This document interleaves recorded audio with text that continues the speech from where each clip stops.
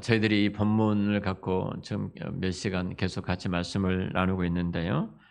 특별히 성령님께서 일하시는 그 은혜의 방편들을 우리가 알지 못하기 때문에 또 알지 못하기 때문에 우리가 그 성령이 주셨던 부유한 그 은총과 축복을 누리면서 이 땅에 살아가고 있지 못한 것 같습니다.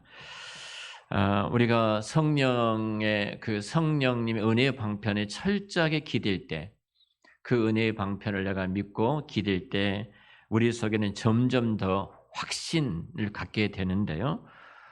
그 확신과 그 느껴지는 것이 정말로 성령님께서 정확하게 빈틈이 없이 우리 가운데 우리 속에서 우리 중에서 일하고 계시구나, 이 부분을 우리가 누릴 수가 있습니다. 또 느낄 수가 있어요. 자, 우리의 문제가 어디 있냐고 제가 여러분 질문했는데, 그 문제는 결국은 우리가 은혜의 방편에 기대지 않고 있기 때문이다. 은혜의 방편에 성령님께서 그렇게 일해 가시는 은혜의 방편을 기대지 않기 때문에 우리 안은 확신이 미비할 수밖에 없고, 정말 이 말이 맞는가? 하나님은 그렇게 일하실까? 성령님은 그렇게 구체적으로 우리의 길을 이끌어 가시는가? 그렇게 의심할 수밖에 없어요. 분명한 것, 성령님께서 행하신 일은 분명하고 뚜렷하다는 사실입니다. 근데 우리가 왜 그렇게 성령님이 하시는 일에 대해서 분명하고 뚜렷함을 느끼지 못할까? 그것이 예수 믿는 우리들에게 가장 큰, 이 땅에 주신 그 부유함을 누리지 못한 아픔이 아닌가, 그런 생각을 가져봅니다. 사실 어떤 면에서 보면은 주의 말씀은 내 발 위에 등이요 내 길의 빛이라고 말씀했거든요. 그러니까 성경 말씀은 주님의 말씀은 내 발 위에 등이에요. 내 길의 빛이에요.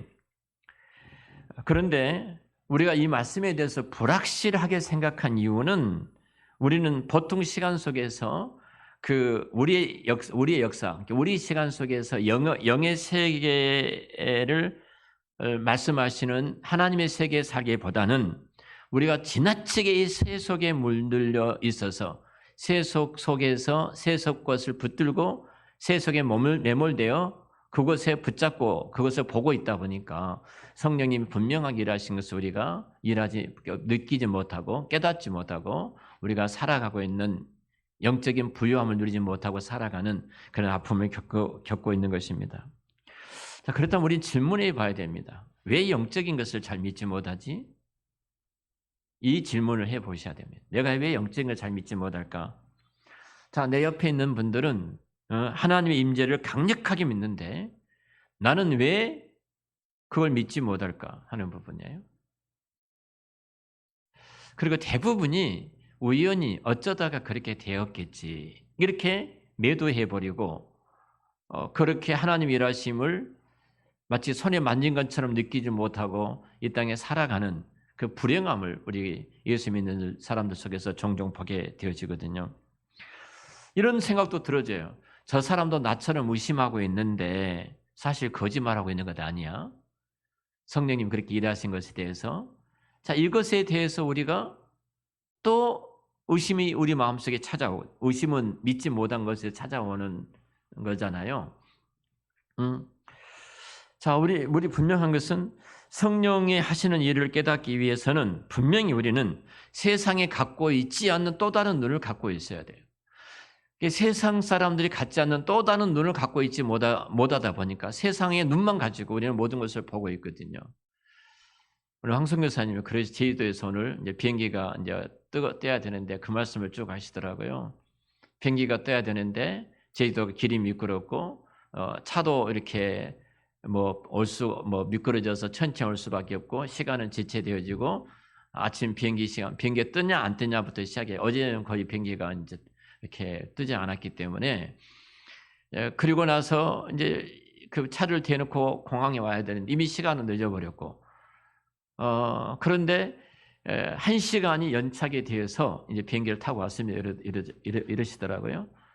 자, 이게 영적으로 눈이 떠 있는 사람은 내가 서울에 가서 치과에 가고 약속이 됐고 이런 일을 해야 되니까 하나님 앞에 기도를 드렸고, 그리고 이제 그 길을 하나님이 인도하심을 따라서 이제 가자. 이렇게 하고 이제 왔는데 하나님께서 연착시키시면서까지 그 비행기를 타고 이제 서울에 올 수 있었다. 영적인 세계에 있는 사람은 하나님 일하심을 그렇게 보는 거예요. 근데 세속적인 눈을 갖고 보는 사람들은 어쩌다가 지금 날씨가 이러니까 비행기가 그렇게 1시간 연착돼서 왔겠지. 여러분, 우리 그리스도인들은 분명히 믿잖아요. 예수 믿는 우리들은 하나님의 절대적인 주권을 참새 한 마리도 하나님 허락 없이는 떨어질 수 없다는 이 분명한 진리를 우리 믿고 있는 사람들이에요. 그럼 최소한 비행기가 1시간 동안 연착됐다 할 때 뭐 여러 가지 이유가 있을 거예요. 뭐 여러 가지 이유가 있겠지만 우리는 그 이유를 대해서 그러니까 어쩔 수 없이 연착이 됐다가 아니라 하나님께서 마치 나를 중심에서 일하고 계신 것처럼 영적으로 깨어있는 사람들은 모든 사물과 사건과 현장을 보면서 그렇게 보고 있는 겁니다. 그것을 우리 은혜의 방편이라고 말을 하는 거예요.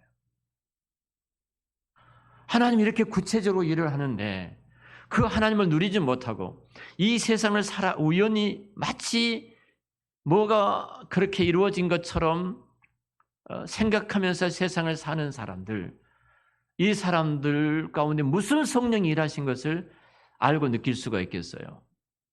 그래서 우리는 최소한도 이미 우리는 영적으로 살아난 사람들이기 때문에 세상이 갖지 않는 또 다른 눈, 영의 눈을 우리는 갖고 이 세상을 살아가고 있어요. 근데 고린도전서 15장에 보면 이 말씀이 있습니다. 고린도전서 15장을 잠깐 볼까요? 고린도전서 15장 50절입니다.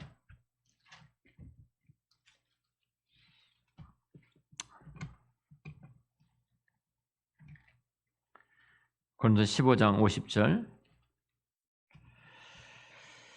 우리 같이 읽겠습니다. 50절 같이 읽죠. 형제들아 내가 이것을 말하노니 혈과 육은 하나님 나라를 이어받을 수 없고 또한 썩는 것은 썩지 아니할 것을 유업으로 받지 못하느니라. 분명히 말씀하죠. 혈과 육이 하나님 나라를 유업으로 받을 수 없고 썩는 것이 썩지 아니할 것을 유업으로 받지 못한다. 그래서 이 말씀을 고린도전서 2장에 보면 이 말씀을 어떻게 고린도전서 2장에 표현하고 있냐면 자, 2장 7절 말씀을 보겠습니다. 앞으로 쭉 넘어가서 2장 7절 말씀을 같이 읽겠습니다. 오직 은밀한 가운데 있는 하나님의 지혜를 말하는 것으로서 감추어졌던 것인데 하나님이 우리의 영광을 위하여 만세 전에 미리 정하신 것이라. 뭐요? 이 비밀이 감추어졌어요. 감춰주었던 것. 자, 그리고 이 지혜는 이 세대의 어떤 관원들도 어떤 통치자들도 자 8절에 그러죠. 어떤 관원, 어떤 통치자들도 알지 못하는 거예요. 그러니까 영적으로 그 하나님께서 살려주신 살아있는 그 영을 갖고 있는 사람들만이 볼 수 있다는 겁니다. 왜 우리가 그 성령께서 모든 해답을 갖고 계신데도 불구하고 우리가 그것을 믿지 못하는가? 내가 믿지 못하고 있을까? 그것은 우리가 방금 들었던 말씀처럼 하나님 나라보다는 이 세상의 관원들, 이 세상의 통치자들과 너무 가깝기 때문이라고 지금 바울은 고린도 교회에 말씀하고 있거든요.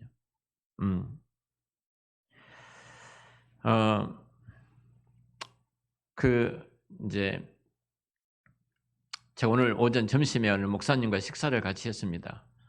집사람 제발 좀 누구하고 밥 먹었단 말 좀 하지 말라고. 목사가 늘 만나는 사람은 뭐 점심을 같이 먹잖아요. 먹는데 이 목사님하고 이제 그 교회를 갔습니다. 그 교회를 가서 이런 이야기 저런 이야기를 하는데 칠판에다가 한문하고 영어하고 헬라어하고 다 써져 있더라고요. 이제 그 한 주 내내 새벽 기도할 때 것을 한문, 영어, 헬라어를 칠판 전체로 써놨어요. 그 이제 뭐 한문은 저도 한문 세대니까 그런 한문 읽을 수 있잖아요. 내가 그랬어요. 자, 이 한문을 딸은 알아 그래요. 딸은 또 사이가 판사인데 판사는 이 한문 다 알아. 딸은 알아. 판사인 그 사이는 이 칠판 보고 쓰고 있으면 다 알아 그래서 거예요. 근데 이 말하더라고. 하도 우리 교회에서 많이 들어서 우리 교회는 다 안다. 당신 교회만 위해서 한 것이 아니잖아. 내가 그랬어요. 아니 새로 오신 성도도 많이 있을 텐데 이렇게 한문 쓰고 말하면은 목사님 한문을 대단히 잘 쓴다고 실력을 자랑하는 것이니 알아먹을 말로 해야 되지. 한문을 뭐 집판 전체 한문을 빽빽이 써줘요. 그러면서 같이 죽는다고 이렇게 웃었습니다. 자, 성령님이 그 특정된 사람만이 알 수 있도록 그렇게 하셨을까요?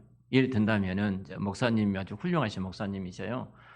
대단히 논리적으로 잘 가르치신 목사님인데 그 목사님에 대한 이야기가 아니고요. 성령님께서 목사만 성경을 알게 하시고 하나님 뜻을 알게 하시고 일반인들은 모르게 하셨는가? 여러분 우리가요. 예수님을 인격적으로 만나고 성령께서 그 모든 주권을 하나님의 주권을 딱 믿는 순간 그 주권을 믿는 신앙으로 내가 들어가서 내 영적인 눈이 열려지는 순간요. 우리는 성령 하나님께서 정말 빈틈없이 정확하게 모든 사건과 사물을 통해서 일해 가신 그 하나님의 은혜의 방편을 만나게 되어져요. 그 어떤 것도 하나님의 은혜와 떼어서는 말할 것이 없어요.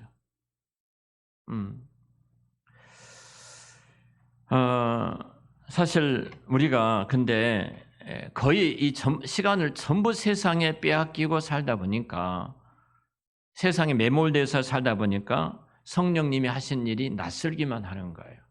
그리고 또 성령님이 하신 일에 대해서 우리는 깨닫지 못하고 그냥 그렇게 되었구나. 뭐 어쩔 수 없이 그런 일들이 일어났지. 그렇게 우리는 그냥 이 세상 사람들이 생각하는 것처럼 그렇게 생각하면서 지나갈 수밖에 없는 것입니다. 온통 우리 속에는 어떤 세상의 과학적인 법칙으로 다 차여 있어요. 세상의 일반 자연 법칙으로 우리는 다 차여 있어요. 세상의 모든 법칙으로 들어차 있으니까 비논리적인 이야기들은 믿어지지를 않는 거예요. 이유가 무엇이냐면 성령이 일하신 방식에 대해서 우리가 너무 익숙하지 않고 우리가 알지 못하기 때문에 우리는 자꾸 세상에 학습된 그걸 가지고 세속적인 눈을 가지고만 보기 때문에 그런 결과를 가져오고 있다. 이게 너무 안타깝다는 거죠. 너무 아프고. 그렇기 때문에 저와 여러분들은 최소한도 오늘 26절 말씀을 굳게 붙드시기를 축원합니다. 자, 26절 말씀을 다시 한번 읽겠습니다. 14장 26절입니다. 보혜사 곧 아버지께서 내 이름으로 보내실 성령 그가 너희에게 모든 것을 가르치고 내가 너희에게 말한 모든 것을 생각나게 하시리라. 아멘. 성령님께서 우리 주님께서 우리를 위하여 보내주신 성령님은 지혜와 지식의 영이지 않습니까? 그래서 우리가 무엇을 따라 무엇을 위해서 어떻게 살아갈 것인지를 또 우리의 주님의 뜻이 무엇이며 우리는 신자로서 어떻게 살 것인가를 분명하게 성령님께서 가르쳐 주실 줄로 믿습니다. 그것이 우리의 성령님이셔요. 너희들이 알아서 하라. 그렇지 않다는 겁니다. 우리 예수님께서 성령께서 가르치시고 생각나게 하실 것이라고 말씀하셨기 때문에 우리는 그렇다고 믿으시기를 축원합니다. 우리는 그렇다고 믿어야 돼요. 우리 주님의 말씀이잖아요. 분명하고 또렷함은 항상 또렷하지 않는 것은 분명하지 않는 것은 우리의 믿음이 없어서 오는 결과라는 사실입니다. 그러나 내가 믿음이 있으면 모든 것이 성령님이라 하시는 일들이 분명하고 또렷하게 우리가 읽고 볼 수가 있어요. 그래서 우리는 은혜의 방편들을 굳게 붙들고 담대하게 믿음으로 걸어가시기를 축원합니다. 이것도 아닌 것 같고 저것도 아닌 것 같고 이런 생각은 말씀에 익숙하지 않고 성령의 인도하심이 익숙하지 않기 때문에 이러도 흥 저러도 흥 이런 것도 같고 저런 것도 같고 이런 것들은 대부분이 사실은 그 성령님 일하심 앞에 우리가 믿지 못하기 때문에 우리는 그렇게 흐느적거리면서 걸어가는 모습들을 보게 되어집니다. 우리는 분명한 성령님의 인도하심을 믿고 또 생각나게 하시고 깨닫게 하시고 인도하심을 믿기 때문에 우리는 담대하게 걸어갈 수가 있죠. 자, 그렇다면 오늘 중요한 말씀을 하나 더 말씀을 드리고 마칠 텐데요. 이것은 분명하고 또렷한 일이기 때문에 성령이 행하신 일은 26절을 말씀하시면서 뒤이어서 바로 27절을 말씀하고 계셔요. 자, 27절 말씀을 우리 같이 읽어볼까요? 평안을 너에게 끼치노니 곧 나의 평안을 너에게 주노라. 내가 너에게 주는 것은 세상이 주는 것과 같이 아니하니라. 너희는 마음에 근심하지도 말고 두려워하지도 말라. 아멘. 자, 26절에 내가 보혜사를 보낼 것인데 그분이 너에게 모든 것을 가르쳐 주시고 그분께서 너희의 모든 것을 생각나게 할 것이라고 말씀하신 후에 바로 붙여서 그 뒤에 바로 붙여서 말씀하신 것이 27절이죠. 자, 27절에 무슨 주제를 갖고 말씀하시냐면 하나예요. 평강이라는 주제입니다. 자, 샬롬이에요. 평강. 자, 헬라로 에이레네라는 단어인데요. 이 말씀이 바로 27절입니다. 평안을 내가 너에게 끼치노니 곧 나의 평안을 너에게 주는다. 내가 너에게 주는 것은 세상에 주는 것 같지 않기 때문에 너는 마음에 근심하지도 말고 두려워하지도 말라. 지금 예수님께서 성령의 오심을 말씀하시면서 중요한 한 단어를 지금 제자들에게 딱 집어줍니다. 그 단어가 평안이라는 단어입니다. 여기 평안을 너에게 끼치노니 평안을 너희에게 주노라 이렇게 말씀하잖아요. 내가 너희 평안을 너에게 끼치노니 곧 나의 평안을 너에게 준다. 이게 끼치노니란 단어가요. 우리말로 그대로 좀 이렇게 번역한다면 뒤에다 남겨놓는다 이 말씀이에요. 내 뒤에다 남겨놓는다. 예수님이 지금 이 말은 유산으로 내가 너에게 물려준다는 거예요. 자, 부모가 이 세상을 떠날 때 자녀들에게 유산을 물려준 것처럼 예수님께서 그 유산을 물려줬는데 그 유산이 뭐라는 거예요? 평안이라는 겁니다. 평안을. 지금 이 말씀은 예수님께서 지금 제자들을 떠나 승천하실 것을 놔두고 지금 말씀하고 계시거든요. 그리고 내가 떠날 터인데 내가 너희들에게 성령을 보내줄 것이다. 그리고 성령이 내려오시면 너희들에게 반드시 그 성령님은 평안을 남겨둔다. 내가 너희 평안을 준다. 이 지금 말씀하고 있거든요. 그럼 여러분 이 평안이 어디에 있는가를 어디로부터 오는가? 어디로부터서 오는가를 한번 생각해 보셔야 돼요. 이 샬롬이란 이 에일이라는 이 단어는요. 평안이라는 단어는 전쟁과 슬픔과 고통이 없는 곳에서 오는 거예요. 자, 내가 아무리 마음을 다 잡으려고 해도 내가 마음을 굳게 먹으려고 해도 내가 회사를 경영한다면 10억 오늘 이 10억이란 돈을 이 회사에 막지 않냐면 우리 회사가 부도가 난다고 생각을 해보세요. 부도가 난다. 결국 이 부도 때문에 회사가 날아가게 될 것이고 내 집이 날아가게 될 것이고 나와 내 처자식들은 길거리에 나와서 앉아 있을 수밖에 없다. 이것이 현실이라면 그 사람이 여러분 그날 밤에 평안히 잠을 잘 수가 있겠습니까? 여러분이라면 그 평안히 잠을 잘 수 있겠습니까? 네? 자, 생각해 보세요. 돈 몇십만 원만 돼도 잠 못 잡니다. 잠 못 자요. 근데 이것 때문에 부도가 나고 내 집도 다 저당 잡히고 나는 그 집에 쫓겨나고 나와 내 자식들이 엄동선알이 밖에서 살아갈 수밖에 없다. 이 밤이 마지막 밤이다. 누가 그 밤에 평안히 발 뻗고 잠을 잘 수 있겠습니까? 아무도 잠을 자지 못할 것입니다. 지금 주님께서 지금 하시는 말씀이 성령님을 보내실 것을 말씀하시면서 평안을 말씀하고 계시는데요. 오시는 성령께서 우리에게 행하신 일이 그야말로 우리가 평화할 수 있는 것을 이끌고 오시는 분이기 때문에 우리가 평화할 수 있다는 거죠. 자, 27절과 26절 함께 제가 읽어야 된다고 말씀을 드렸는데요. 지금 아무것도 없는 어떤 진공 상태에서 예수님이 너에게 평안을 준다 그렇게 말씀하신 것이 아니에요. 이 말씀에 보면은 제자들이 지금 어떤 상황이 있는가를 여러분들 생각해 보셔야 됩니다. 제자들은 여러분 잘 아신 것처럼 처자식을 다 버려두고요. 내가 살아가는 모든 삶의 터전을 다 버려두고 예수님을 따라왔던 사람들입니다. 제자들이 지금 어떤 상황에 있었는가?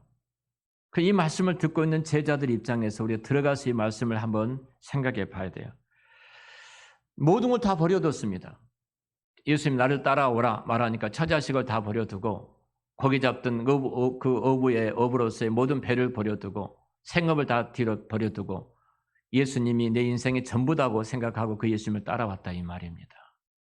근데 그 예수님이 떠나신다고 말을 합니다. 너희도 나를 보지 못할 것이다 이렇게 말씀하신 거예요. 내가 너를 떠날 것이다 말씀하고 계신 거예요. 여러분 정말 그 평안을 할 수 있겠는가요? 여러분 지금 성령님께서 우리에게 지금 평안을 말씀하셨지만 제자들도 똑같이 그랬을 거예요. 우리들도 마찬가지예요. 내가 너에게 평안을 준다 이렇게 말씀하셨던 지금 상황이 우리들의 상황이 전쟁 중에 있다면은 우리는 옆에서 내 가족이 비참하게 죽어가고 그리고 우리 모든 집이 파괴가 되어질 것이고 사업장은 때로는 현장에서 무너져 가는 것을 보게 될 것이고 고통은 사라지지 않고 슬픔이 우리 계속 있습니다. 그런 상황 속에서 여러분 무슨 평안이 있을 수가 있겠습니까? 아무리 샬롬을 말을 해도 아무리 평안을 말해도 절대로 평안을 할 수 없는 거예요. 그럼 예수님께서 그런 상황에서 지금 말씀을 말하고 있는데 과연 이것이 분명한가? 뚜렷한가? 이 평안이라는 말씀이 정말 평안한가? 우리가 이 부분에 대해서 정말 우리 예수 믿는 사람들이 내가 지금 갈등하고 고민하는 이 고민 속에서 한번 우리 자신들의 모습을 돌아봐야 됩니다.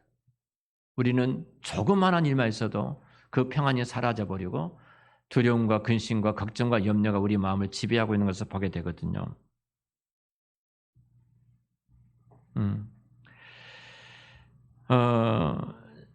제자들은 주님이 곧 떠나갑니다. 제자들에게 있어서 예수님이 곧 떠나신다는 사실인 것은 정말로 두려운 일이었습니다. 정말로 무서운 일이었습니다. 3년 동안 올인했습니다. 모든 것을 다 버려두고 예수님이 주님인 것을 믿고 다 함께 하려고 따라왔다 이 말입니다. 제자들은 주님을 위해서 사실 모든 것을 다 바친 사람입니다. 주님을 위해서 모든 것을 다 버린 사람들입니다. 여러분 우리 주님께서 제자들을 부를 때 그 처음 부를 때 다시 제가 말씀을 드립니다만 어떤 상황인지 잘 알고 계시지 않습니까? 형제도 버리고 부모도 버리고 처자식도 버리고 배도 버리고 아버지도 버리고 다 버리고 내 자식도 버리고 따라왔던 사람들이에요. 모든 것을 버리고 주님을 쫓아왔던 사람입니다. 그런데 오늘 말씀 바로 앞에 보면은 지금의 상황은 주님께서 올라가시겠다는 상황입니다. 한순간에 모든 것이 사라져버리는 순간입니다. 이것처럼 허무한 것이 어디가 있습니까? 이것처럼 그들에게 불안한 상황이 어디가 있겠습니까? 지금 가장 불안한 상황이 그들 앞에 몰려오고 있는 것입니다. 자, 우리 14장 18절 보면 이렇게 성경 말씀하고 있거든요. 내가 너희를 그와 같이 버려두지 아니하고 너에게 오리라. 이 말씀을 잘 아시잖아요. 지금 고아처럼 버려둔 겁니다. 그러니까 그들은 주님이 떠난 것 때문에 고아처럼 의지할 곳이 없고 붙들 곳이 없고 이제는 인생이 망해버리는 정말로 절박한 순간입니다. 그때 주님께서 내가 너희들 고아처럼 버려두지 않고 내가 너를 떠나지 아니하리라 다시 오리라 이렇게 말씀하고 있거든요. 그리고 우리가 주목했던 지금 26절 말씀은 이 말씀 뒤에 이어져 붙어 나오는 말씀입니다. 불안한 제자들에게 두려워하지 말아라, 염려하지 말아라. 내가 너희를 고와 같이 버려두지 않을 것이다. 약속을 하셨어요. 그리고 버려두지 않는다는 이 말씀은 다른 게 아니라 보혜사 성령님을 보내주신다는 약속이었습니다. 내가 너에게 평안 유산을 남긴다 이렇게 말씀을 하셨는데요. 여러분 이 평안은 적어도 우리 주님에게 있어서는 말뿐인 것이 결코 아니잖아요. 분명히 우리는 신실하신 주님은 평안을 약속하셨다면 반드시 평안을 주십니다. 이 평안은 누가 주시냐는 거예요. 누가 주시는가? 성령님께서 이 평안을 주신 것입니다.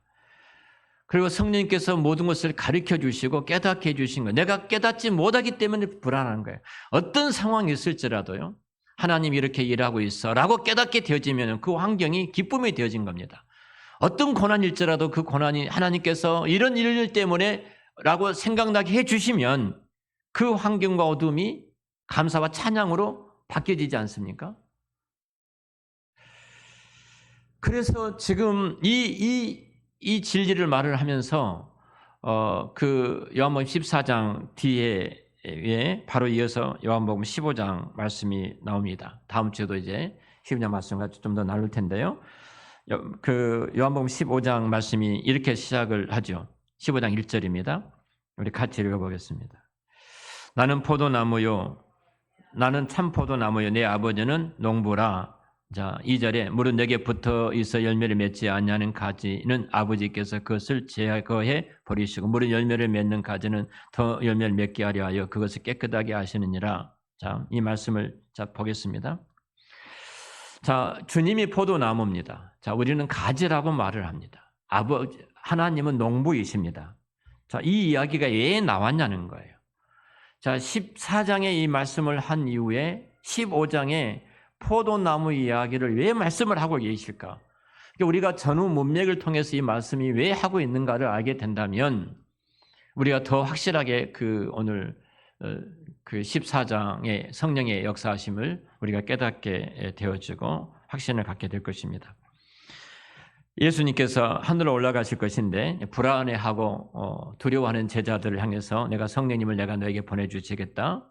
그리고 성령님께서 모든 것을 알게 해주실 것이다. 깨닫게 해주실 것이다. 그래서 너희에게는 평안이 있을 것이다.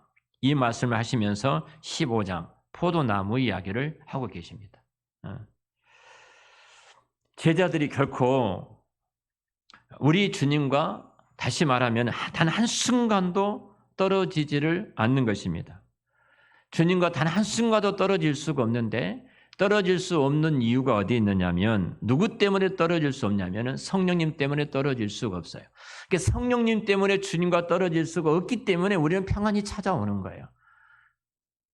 누구도 알지 못한 영적인 눈이 열려질 것이고 내가 지금 당하는 현실의 고통과 그 아픔들이 세상에서는 절망적인 상황이지만 우리는 그 속에 하나님이 위대하게 일하시는 그 손길을 보기 때문에 우리는 그 속에서 평안함을 유지할 수가 있는 것입니다. 그러니까 오늘 이 포도나무 비유를 통해서 우리가 어디에 연결되어 있냐면 내가 너희 안에 있고 너희가 내 안에 거하여 이 부분입니다. 열매는 아닙니다. 열매가 목적이 아니에요. 열매는 차후에 자연스럽게 맺혀지는 겁니다. 평안은 자연스럽게 찾아오는 것입니다. 뭘 통해서요?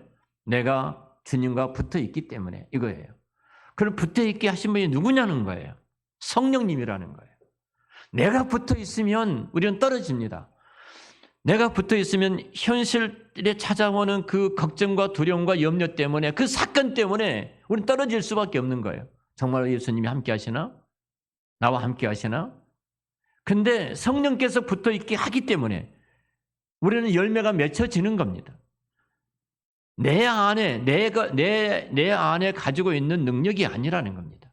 힘이 아니라는 것입니다. 평안이 이루어진 것은 바로 성령님이 그래서 행하시는 겁니다. 우리가 지금까지 쭉 앞에 살펴봤던 것처럼 우리 마음에 불안함이 있습니다. 제자들이 불안함이 있던 것처럼 우리가 이 땅에 살아갈 때 동일하게 우리도 불안함이 있습니다.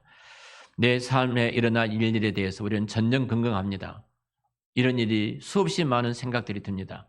이 문제가 꼬이면, 이 문제가 흐트러지면, 이 문제가 이렇게 결정난다면 내가 굉장히 어려움에 직면하게 될 텐데 이렇게 우리는 굉장히 근심과 걱정이 우리의 마음을 지배할 수가 있습니다.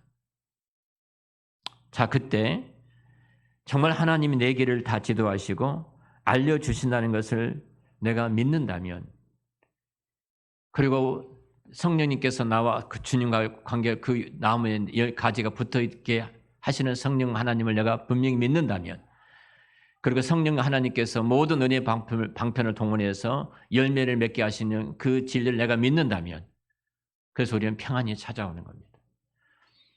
우리가 그걸 믿지 못하기 때문에 평안이 없는 것입니다.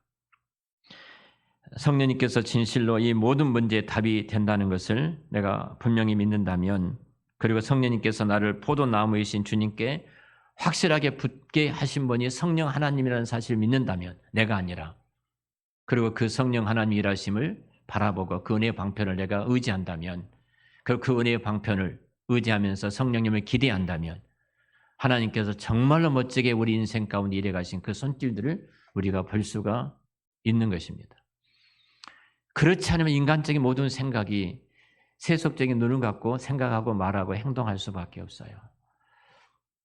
오늘 또 성령님이 일하심 앞에서 우리가 좀 겸손하게, 정말 내게 있는 것이 아니라 포도나무신 예수님께 그 나무가 붙어 있도록 하신 분이 성령의 하나님이시고, 그리고 예수님께서 그 일을 위해서 성령님을 보내주셨고, 궁극적으로 그 제자들 속에 평안을, 붙어 있는 제자들에게 그 환경 속에서도 은혜를 주신 분이 평안으로 하나님께서 열매를 맺게 해 주시는 겁니다. 우리가 늘 우리가 이 땅에 살기 때문에 걱정과 두려움과 염려가 찾아올 수밖에 없지만, 다시 한번 우리의 눈을 열고 세상사인 보지 못한 영적인 세계의 눈을 열고 영의 눈을 열고 우리가 바라본다면 성령님께서 일하신 그 손길을 우리가 보게 될 줄로 믿습니다. 그때 우리 입에서 찬송이 끊어지지 않을 것이고 감사가 끊어지지 않을 것이고, 더 나아가서 하나님께서 모든 방편을 다 동원해서 일해 가시는 그 하나님의 역사하신 손길을 우리가 누리게 될 줄로 믿습니다. 우리 함께 기도하겠습니다. 하나님 아버지, 은혜를 감사합니다. 제자들처럼 두려움과 걱정과 염려와 근심 속에 있을 수밖에 없는 환경들이 우리 앞에도 종종 찾아옵니다. 지금 우리가 직면하고 있는 그 일들이 제자들이 직면하고 있는 그 일보다도 훨씬 작음에도 불구하고 우리는 평안을 누리지 못하고 걱정하고 염려하고 근심하고 있는 것은 성령 하나님의 일하심을 믿고 그 은혜의 방편을 기대지 않고 있기 때문에 찾아오는 불안함입니다. 주께서 우리 은혜를 베풀어 주셔서 내가 나무 가지에 붙어 있는 것이 아니라 그 붙게 하신 분이 성령님이고, 성령님이 붙게 하셨기 때문에 그 가지에 자연스럽게 맺히는 열매가 평안인 줄로 믿습니다. 이 평안은 세상이 줄 수 없는 평안인데, 저들이 성령님을 신뢰하고 이제는 이 땅에서 이 참된 평안함을 누리면서 살아가는 천국 백성의 삶을 살 수 있도록 축복하여 주시옵소서. 오늘도 우리에게 주어진 삶에 많은 어려운 일들이 직면하고 또 찾아올 수도 있습니다. 그때에 다시 한번 주께서 우리를 붙잡고 계시고, 또 가지인 내가 그 나무에 붙도록 하시고 붙여주시고 붙들고 계신 분이 성령 하나님을 우리가 의지하고 성령 하나님 앞에 모든 것을 아뢰고 의뢰하고, 또 성령 하나님의 은혜의 방편에 기대므로 하나님 일하신 놀라운 손길들을 경험하고 누리는 저희들 되도록 축복하여 주시옵소서. 우리의 타락된 재성과 우리의 생각들을 주께서 제하여 주시고 주의 영이 늘 우리 가운데 충만케 해주셔서 하나님의 기뻐하신 주님의 마음을 시원케 드리는 믿음의 역사 누리는 주의 백성들 되도록 복 내리어 주시옵소서.